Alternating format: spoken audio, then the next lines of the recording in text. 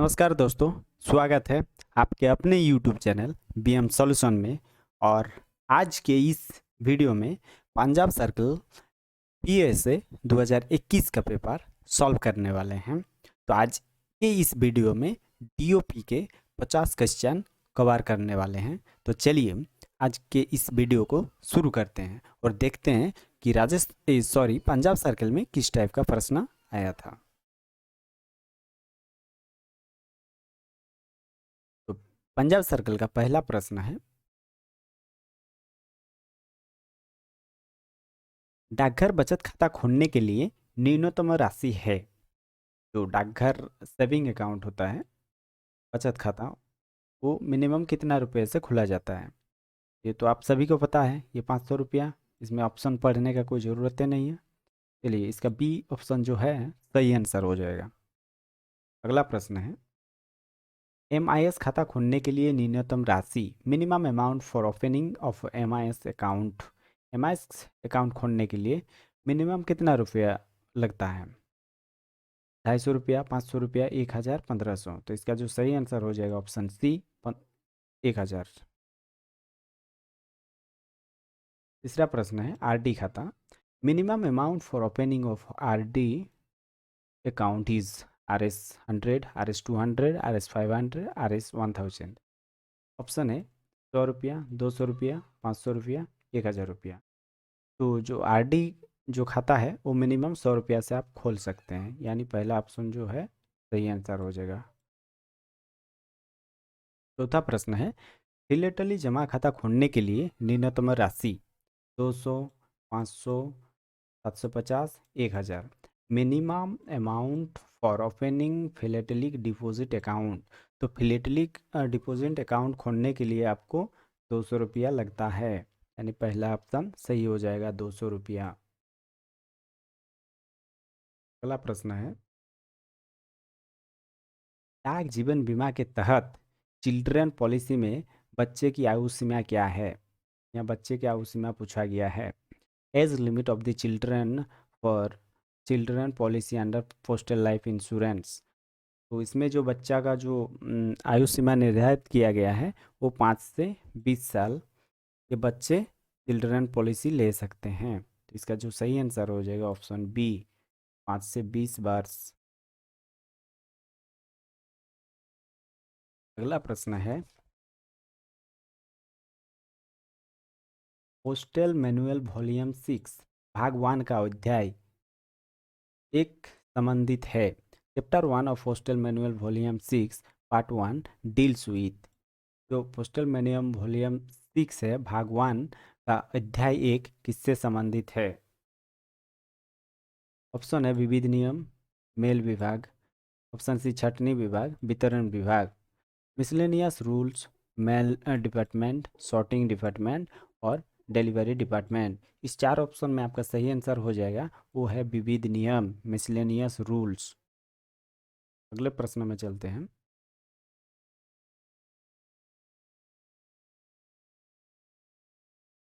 अगला प्रश्न है, मृत व्यक्तियों को संबंधित डाक वस्तुओं के संबंध में निम्नलिखित में से कौन सा कथन सही है? उन डाक वस्तुओं के संबंध में माना जाना चाहिए जैसे कि ये लावारिस थी, ये बिल्कुल सही, और तदनुसार निपटाया गया, ये भी पॉइंट सही है।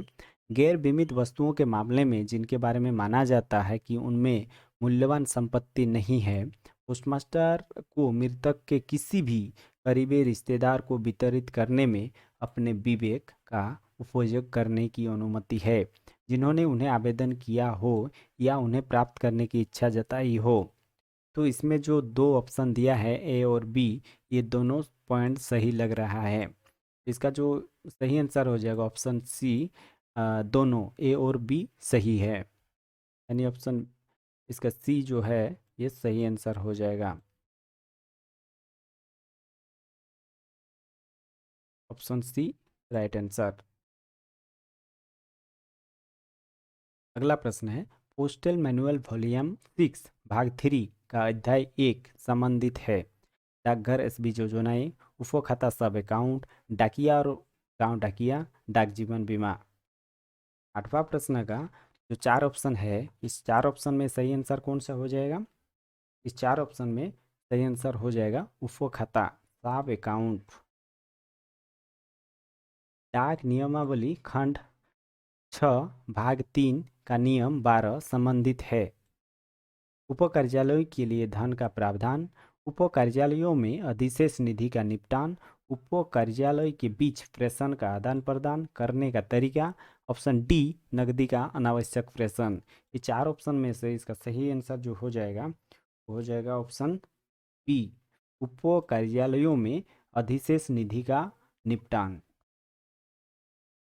समाधि जमा यानी टीडी खाता खोलने के लिए न्यूनतम राशि।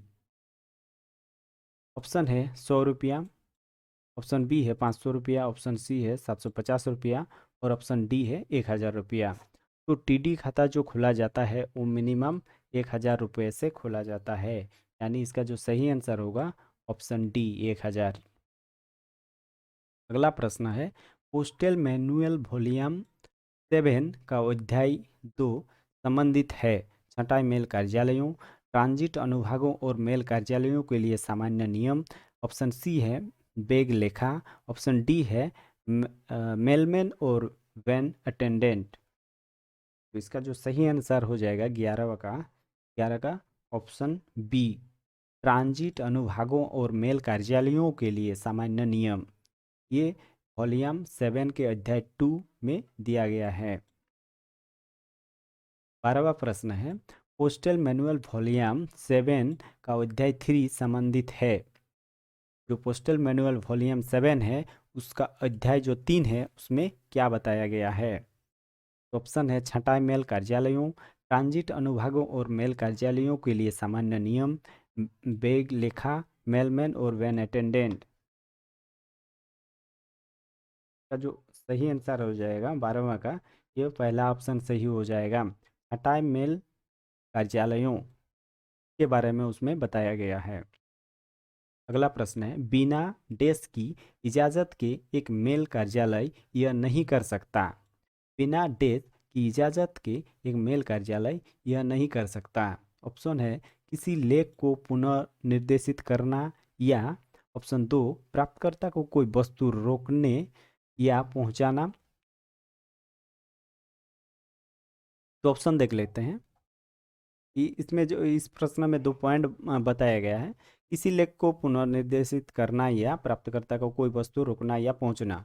ऑप्शन है महानिदेशक या सर्कल के प्रमुख, निदेशक डाक सेवाएं, डाकघरों की वरिष्ठ अधीक्षक, आरएमएस के वरिष्ठ अधीक्षक। तो ऐसा कौन कर सकता है? किसी लेख को पुनर्निर्देशित करना या प्राप्तकर्ता को कोई वस्तु रोकना या पहुंचना, इसका इजाज़त कौन देता है? इसका जो सही आंसर हो जाएगा ऑप्शन ए, महानिदेशक या सर्कल के प्रमुख।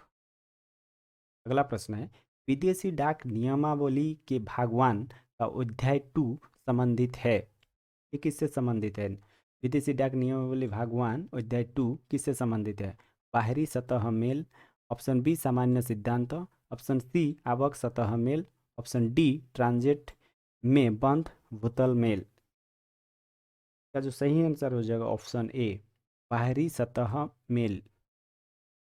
अगला प्रश्न है, विदेशी डाक नियमावली के तहत कानून के तहत निम्नलिखित दंडनीय अपराध है।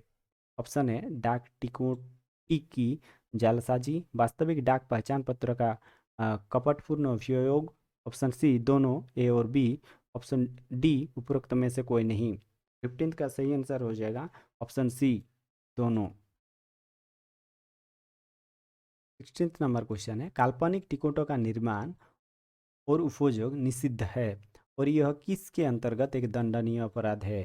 Section 263A post office act, option B section 263A Indian penal code, option C section 456 Indian penal code, option D section 456 post office act. तो इसका जो सही आंसर हो जाएगा section 263A Indian penal code. ये ऑप्शन बी जो है ये सही आंसर हो जाएगा। अगला प्रश्न है, एक वित्तीय वर्ष में पोस्ट बॉक्स का किराया क्या है? ऑप्शन है 100 रुपया, ऑप्शन बी 250 रुपया, ऑप्शन सी है 150 रुपया और ऑप्शन डी है 300 रुपया।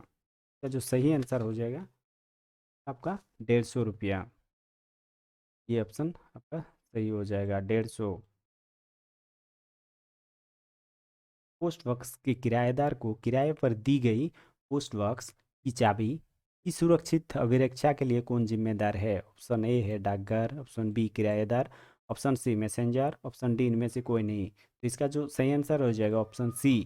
पोस्ट बॉक्स का जो चाबी को सुरक्षित अभिरक्षा के लिए किराएदार जिम्मेदार होता है। ऑप्शन बी सही आंसर हो जाएगा। लेख वस्तु को वापस बुलाने के लिए शुल्क इस रूप में लिया जाएगा: डाक टिकट, यूसीआर के तहत जमा, भारतीय पोस्टल ऑर्डर, उपरोक्त में से कोई नहीं। अगर कोई डाक वस्तु को वापस बुलाना चाहता है तो उसका जो फी लगता है वो डाक टिकट के जरिए देना पड़ता है। तो ऑप्शन ए जो है सही आंसर हो जाएगा। अगला प्रश्न है, पोस्ट रेस्टेंट इस श्रेणी के लोगों के उपयोग के लिए है: केवल डाक अधिकारियों के लिए, जनता के सभी सदस्य, केवल अजनबियों और यात्रियों की सुविधा के लिए। जो पोस्ट रेस्टेंट है दोस्तों वो अजनबियों और यात्रियों को सुविधा के लिए है, यानी इसका सही आंसर हो जाएगा ऑप्शन सी। अगला प्रश्न है, पंजीकृत पत्र के पुनर्निर्देशन के लिए शुल्क क्या है? पंजीकरण शुल्क को छोड़कर पूरा डाक, मुफ्त, पंजीकरण शुल्क को छोड़कर आधा डाक शुल्क, उपरोक्त में से कोई नहीं। तो दोस्तों आपको बता दूं कि पंजीकृत लेख को पुनर्निर्देशन करने के लिए कोई शुल्क नहीं लिया जाता है, यानी मुफ्त में वो कर सकते हैं, यानी ऑप्शन बी जो है सही आंसर हो जाएगा। अगला प्रश्न है, पोस्ट ऑफिस गाइड पार्ट 1 किससे संबंधित है? अंतर्देशीय पोस्ट से संबंधित नियम और विनिमय, डाकघर बचत योजनाएं, पीएलआई आरपीएलआई, उपरोक्त में से कोई नहीं। तो 22वां का जो सही आंसर हो जाएगा दोस्तों वो हो जाएगा आपका ऑप्शन ए, अंतर्देशीय पोस्ट से संबंधित नियम और विनियम। ऑप्शन ए आपका सही आंसर हो जाएगा। अगला प्रश्न है, किन मामलों में बीमा अनिवार्य है? सिक्का, बुलियन, प्लेटिनम, कीमती पत्थर? जी बिल्कुल दोस्तों, ये सब भेजने के लिए आपको बीमा कराना अनिवार्य है। सोने या चांदी? जी बिल्कुल। ऑप्शन सी है दोनों ए और बी, तो हमको लग रहा है ये सी ऑप्शन सही है, तो ये सी सही हो जाएगा, यानी दोनों ए और बी। पत्रिकाओं वाले पुस्तक पैकेट का अधिकतम वजन कितना होता है? यानी बुक पैकेट के बारे में पूछा गया है। तो ऑप्शन है 5 किलो से अधिक नहीं, ऑप्शन बी 2 किलो से अधिक नहीं, ऑप्शन सी 7 किलो से अधिक नहीं, ऑप्शन डी 10 किलो से अधिक नहीं। तो इस बार का सही आंसर हो जाएगा ऑप्शन ए, 5 किलो से अधिक नहीं होना चाहिए। अगला प्रश्न है, पता बदलने का निर्देश कितनी अवधि के लिए मान्य है? 3 महीने, 6 महीने, 3 साल, उपरोक्त में से कोई नहीं। इसका जो सही आंसर हो जाएगा दोस्तों 3 महीने। जो पता बदलने के लिए जो एप्लीकेशन देता है उसका वैलिड 3 महीना रहता है। अगला प्रश्न है, विदेशी मेल का नियंत्रक देश में स्थित है: अहमदाबाद, मुंबई, नई दिल्ली, कोलकाता? इसका सही आंसर कौन सा हो जाएगा? मुंबई। ये मुंबई में स्थित है। अगला प्रश्न है, फॉरेन पोस्ट ऑफिस की परिभाषा क्या है? विदेशी डाक डाक सेवाओं पर लागू होती है जो अंतर्देशीय डाक की परिभाषा के भीतर नहीं आती है। विदेशी पोस्ट विदेशी सरकार द्वारा प्रशासित है, उपरोक्त सभी, उपरोक्त में से कोई नहीं। इसका जो सही आंसर हो जाएगा वो पहला ऑप्शन सही हो जाएगा। विदेशी फॉरेन पोस्ट का जो परिभाषा होता है, विदेशी डाक डाक सेवाओं पर लागू होती है जो अंतर्देशीय डाक की परिभाषा के भीतर नहीं आती है। जी ये बिल्कुल सही है, ऑप्शन ए। अगला प्रश्न है, अपू यानी APPU का मतलब है: एशियाई पैसिफिक पब्लिक यूनियन, एशियाई Pacific postal union, American Pacific postal union, American postal progressive union? तो इसका जो सही आंसर हो जाएगा, आप सभी को पता है कि APPU का फुल फॉर्म है एशियन पैसिफिक पोस्टल यूनियन, यानी बी इसका सही आंसर हो जाएगा। अगला प्रश्न है, विदेशी डाक में मनी ऑर्डर, पोस्टल ऑर्डर और कैश ऑन डिलीवरी आइटम किसके द्वारा शासित होते हैं? Option a universal postal union, parcel post समझौता, यूनिवर्सल पोस्टल कनेक्शन, विशेष द्विपक्षीय समझौता, ऑप्शन डी उपरोक्त सभी। तो इसका जो सही आंसर हो जाएगा दोस्तों ऑप्शन सी, विशेष द्विपक्षीय समझौता। अगला प्रश्न है, यदि विदेशी डाक के संबंध में बल्क बैग सिस्टम के लाइसेंस के संबंध में कोई विवाद उत्पन्न होता है तो मामले को डैश को संदर्भित किया जाना चाहिए जिसका निर्णय अंतिम होगा। ऑप्शन है संभागीय अधीक्षक, निदेशक डाक सेवाएं, सर्कल के प्रमुख, डाक महानिदेशक। तो इसका जो सही आंसर हो जाएगा ऑप्शन डी, डाक महानिदेशक। अगला प्रश्न है, अगला प्रश्न है, विदेशी दृष्टिहीन साहित्य पैकेट के लिए अधिकतम भार कितना है? ब्लाइंड लिटरेचर के बारे में पूछा गया है। जो विदेशी दृष्टिहीन साहित्य पैकेट के लिए अधिकतम भार कितना है दोस्तों? वो विदेश हो चाहे इंग्लैंड हो, उसका वजन का जो सीमा है वो सेम रहता है, यानी 7 किलो। का सी ऑप्शन जो है सही आंसर हो जाएगा, 7 kg। डाकघर गाइड भाग 2 किससे संबंधित है? बीमा से संबंधित नियम और विनियम। ऑप्शन बी डाकघर बचत योजनाएं। ऑप्शन सी विदेशी पोस्ट से संबंधित नियम और विनियम। ऑप्शन डी उपरोक्त में से कोई नहीं। 32 का सही आंसर हो जाएगा ऑप्शन सी, विदेशी पोस्ट से संबंधित नियम और विनियम। ऑप्शन सी इसका सही आंसर हो जाएगा। अगला प्रश्न है, विदेशी पार्सल पहुंचाने के लिए कौन से कार्यालय अधिकृत है? सभी डिलीवरी डाकघर, एक्सचेंज का कार्यालय, विदेशी डाकघर, केवल प्रधान डाकघर। का जो सही आंसर हो जाएगा दोस्तों 33 का सही आंसर हो जाएगा सभी डिलीवरी डाकघर। अगला प्रश्न है, विदेश में डिलीवरी के कार्यालय में परित्यक्त पार्सल के मामले में विदेशी पार्सल का निपटान क्या है? इसे नीलामी द्वारा बेचा जाएगा, यह नष्ट नहीं किया जाएगा, उपरोक्त में से कोई भी। ऑप्शन डी उपरोक्त में से कोई नहीं। इसका जो सही आंसर हो जाएगा, ये दोनों ऑप्शन सही है। इसे नीलामी द्वारा बेचा जाएगा, यह नष्ट किया जाएगा, दोनों सही है, यानी उपरोक्त में से कोई भी। विदेशी पोस्ट के संबंध में यूपीयू का विस्तार, यानी यूपीयू का फुल फॉर्म यहाँ पर पूछा गया है। इसका जो ऑप्शन देख लेते हैं, unity in postal users, universal postal union, university pacific union, universal pacific union. तो इसका जो सही आंसर हो जाएगा option B, universal postal union. Option B इसका सही आंसर हो जाएगा। अगला प्रश्न, आईटी आधुनिकीकरण परियोजना के तहत ईसीएमएस, ईसीएमएस का फुल फॉर्म पूछा गया है दोस्तों। ईसीएमएस, ईसीएमएस का फुल फॉर्म क्या होता है? ऑप्शन देख लेते हैं, enterprise computer management system. Option B enterprise content management system.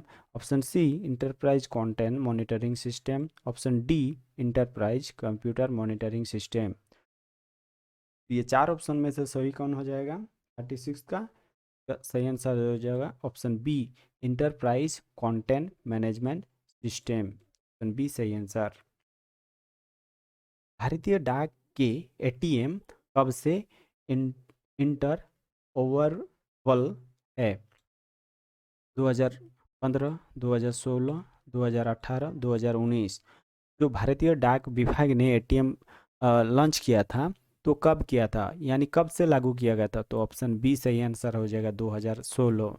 इसका डेट आपको बता दूं, ये जो लॉन्च हुआ था 31/12/2016 से शुरू किया गया था। अगला प्रश्न है, भारतीय डाक में मोबाइल बैंकिंग का शुभारंभ कब से हुआ? ऑप्शन है 2017, option B 2018, option C 2019, option D 2020। का जो सही आंसर हो जाएगा दोस्तों मोबाइल बैंकिंग का, ये 2019 से शुरू किया गया था। सीएसआई का अभिप्राय क्या है? यहाँ सीएसआई का फुल फॉर्म पूछा गया है। सीएसआई, सीएसआई का फुल फॉर्म है, ऑप्शन देख लेते हैं, core system integrator, career services integrator, core services integrator, option D core speculation integrator. तो कौन सा सही आंसर हो जाएगा दोस्तों? सीएसआई का फुल फॉर्म क्या हो जाएगा? पहला ऑप्शन सही हो जाएगा, कोर सिस्टम इंटीग्रेटर। अगला प्रश्न है, आरएसआई का अभिप्राय क्या है? यहाँ आरएसआई का फुल फॉर्म पूछ लिया गया है। ऑप्शन है royal system integrator, option B rural system integrator, option C rural servicing integrator, rural spectrum integrator. का जो सही आंसर हो जाएगा दोस्तों, ये option B rural system integrator, option B सही आंसर। आईटी आधुनिकरण परियोजना के तहत एमओएच का फुल फॉर्म पूछा गया है। Mail operation hardware, mail optimisation hardware, macro operation hardware, उपरोक्त में से कोई नहीं। इसका सही आंसर कौन सा हो जाएगा? तो सही आंसर हो जाएगा, पहला ऑप्शन सही हो जाएगा, मेल ऑपरेशन हार्डवेयर। एमओएच का फुल फॉर्म होता है मेल ऑपरेशन हार्डवेयर। आईटी आधुनिकरण परियोजना के तहत वित्तीय प्रणाली इंटीग्रेटर परियोजना के लिए विक्रेता है। ऑप्शन है Sify technology limited, Reliance consultancy services, option C Infosys technology limited, option D उपरोक्त में से कोई नहीं। इसका जो सही आंसर हो जाएगा दोस्तों, ये जो आईटी आधुनिकरण परियोजना है, इसका जो परियोजना के लिए विक्रेता जो है ये इन्फोसिस टेक्नोलॉजी लिमिटेड प्रदान किया है, यानी इन्फोसिस टेक्नोलॉजी लिमिटेड विक्रेता है। 43, इस समिति ने विभाग के आईटी आधुनिकरण परियोजना को मंजूरी दी। ऑप्शन है आर्थिक मामलों की कैबिनेट समिति, ऑप्शन बी संसदीय मामलों की कैबिनेट समिति, ऑप्शन सी आवास पर कैबिनेट समिति, ऑप्शन डी सुरक्षा पर कैबिनेट समिति। इसका जो सही आंसर हो जाएगा दोस्तों, ये पहला ऑप्शन सही हो जाएगा, आर्थिक मामलों की कैबिनेट समिति इसने मंजूरी दी थी। डाक विभाग का आपदा वसूली केंद्र अवस्थित है नई दिल्ली, मैसूर, चेन्नई, बेंगलोर। आपदा वसूली केंद्र यानी disaster recovery centre of department of post is located in, ये कहाँ पर स्थित है? ये दोस्तों आपका मैसूर में स्थित है, यानी ऑप्शन बी इसका सही आंसर हो जाएगा। अगला प्रश्न है, विभाग में आईटी आधुनिकरण परियोजना के तहत प्रयोग में लाए जा रहे एंटीवायरस, जो विभाग की आईटी आधुनिकरण परियोजना में एंटीवायरस का प्रयोग किया जा रहा है, वो उसका क्या नाम है, कौन सा कंपनी है? क्विक हिल, मैककेफे, साइमनटेक, उपरोक्त में से कोई नहीं। जो विभाग को जो एंटीवायरस प्रदान कर रहा है वो साइमनटेक एंटीवायरस प्रदान कर रहा है, यानी ऑप्शन सी इसका सही आंसर हो जाएगा। अगला प्रश्न है,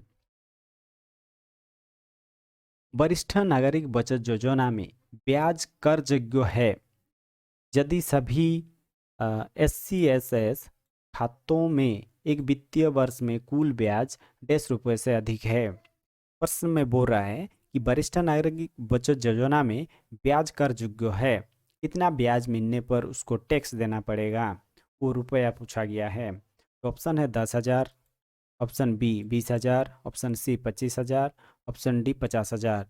दोस्तों इसमें SCSS के बारे में पूछा है, तो SCSS के लिए ये 50,000 लिमिट है। 50,000 से अगर ज़्यादा उसको पैसा ब्याज मिलेगा तो उसको टैक्स देना पड़ेगा। ऑप्शन डी इसका सही आंसर हो जाएगा, 50,000। डाक जीवन बीमा के तहत संतोष बीमा EA के मामले में अधिकतम सीमा क्या है? 10 लाख, 20 लाख, 30 लाख, 50 लाख। यहाँ डाक जीवन बीमा के तहत बताया गया है कि संतोष जो पॉलिसी है EA, तो उसके लिए अधिकतम सीमा क्या है? इसका सही आंसर हो जाएगा, आप सभी को पता है दोस्तों, PLI मैक्सिमम कितने सामे सूट का किया जाता है? तो इसका जो सही आंसर हो जाएगा 50 लाख। डी का सही आंसर हो जाएगा 50 लाख।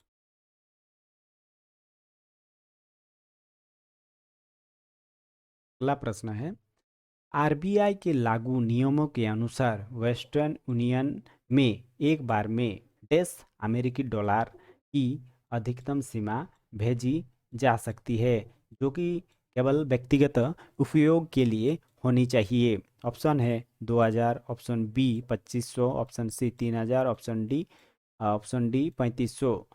जो आरबीआई के लागू नियमों के अनुसार वेस्टर्न यूनियन जो मनी ट्रांसफ़र होता है अमेरिकी डॉलर में, वो कितने रुपए तक एक बार में भेज सकता है।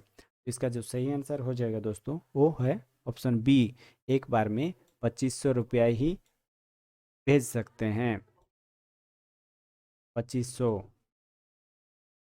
अगला प्रश्न है, प्रधानमंत्री सुरक्षा बीमा योजना का वार्षिक प्रीमियम कितना है। जो प्रधानमंत्री सुरक्षा बीमा योजना है PMSBY, तो इसके लिए जो वार्षिक प्रीमियम दर कितना है। ऑप्शन है 12 रुपया, ऑप्शन बी 100 रुपया, ऑप्शन सी 330 रुपया, ऑप्शन डी है उपरोक्त में से कोई नहीं। तो दोस्तों बता दूं, ये पहले 12 रुपया ही था, लेकिन अभी ये इसको बढ़ा के इसको 20 रुपया कर दिया गया है।